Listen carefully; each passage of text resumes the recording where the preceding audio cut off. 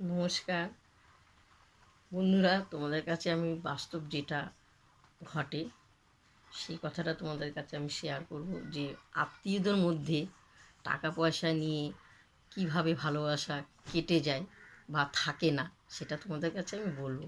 এটা বাস্তব কথা তোমাদেরকে বলছি, তোমরা সম্পূর্ণ দেখো। ভালো লাগলে দিদিকে লাইভটা দিয়ে শেয়ারটা করো।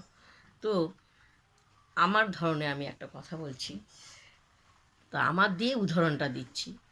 তো ধরো, বাপের বাড়ি হোক বা শ্বশুর বাড়ি হোক বা আশেপাশের লোক হোক, তাদের থেকে যদি টাকা নেওয়া হয়, কী রকম ব্যবহার হয় আত্মীয়দের মধ্যে, সেটা তোমাদেরকে আমি বলবো।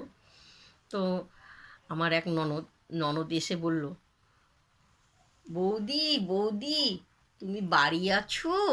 আমি বলছি কি, কী ঠাকুরজি, কেন বলো? আমার না 5,000 টাকার দরকার। কেন, তুমি বলো কিসের দরকার? তো আমি একটা লোন নিয়েছি, লোনের শেয়ারটা আমাকে খুব ছোট বড় কথা বলেছে। তা আমি লোন যদি না দিতে যাই তো ভাবছি কি মরে যাব, তো আমি ছুটে তোমার কাছে এসেছি। তা আমি ভাবলাম আমার ঠাকুরজিটা মারা যাবে, তা দিই। তা আমিও তো 5 বাড়ি কাজ করি ঠাকুরজি, তোমার মতন আমিও তো জমিয়ে রেখেছি। তা ওর সামনে একটা ঘট আমি ভাঙলাম, ঘটের মধ্যে 5,000 টাকা রইলো। তা আমি যে, ঠাকুরজি এনো, তোমার সামনে 5,000 টাকাটা ভাঙলাম ঘটের থেকে, নিয়ে নাও তুমি। তুমি দেবে তো? হ্যাঁ বৌদি, তোমাকে সামনে মাসে আমি দিয়ে দেবো। আচ্ছা, দিল। ও নিয়ে গেল। তারপরে আবার এসছে, এসে বলে, বৌদি বৌদি তুমি, তোমার বাড়িতে এসছিলাম, তোমাকে না দেখতে পাইনি। ও, আমি তো তোমার মতন 5-6 বাড়ি কাজ করি, এই দেখো আমার হাতে এখনও জল রয়েছে। তা কি বলো, কিসের জন্য এসছো? আমাকে 10,000 টাকা দেবে। 10,000 টাকা কেন, কিসের জন্য? তোমাকে 5,000 টাকা দিয়েছি, দেখো ঠাকুরজি আমার কাছে অত টাকা নেই। দাও না বৌদি, দাও না। তোমার ঠাকুরজামা মদ খেতে খেতে লিভারটা নষ্ট করে ফেলেছে, হাড়গুলো হয়েছে, তো ডাক্তার বলছে ও বাঁচবে না। তো 10,000 টাকা টাকা লাগবে। তা আমি যে ভাবলাম যে আমার ঠাকুরজামাই ভালো হবে, তাকে আমি 10,000 টাকা দিলাম। দেওয়ার পরে যাক, আমি এবার কাজের থেকে আসলাম, আমার খুব টাকা প্রয়োজন। তা আমি বললাম, ঠাকুরজি ঠাকুরজি তুমি বাড়ি আছো? বলে, হ্যাঁ বৌদি, আমি এক্ষুনি কাজের থেকে এসছি। তো আমাকে 15,000 টাকা দেবে? বৌদি আমার তো টাকা নেই। আরে 15,000 না দাও, 10,000 টাকা তো আমার খুব দরকার।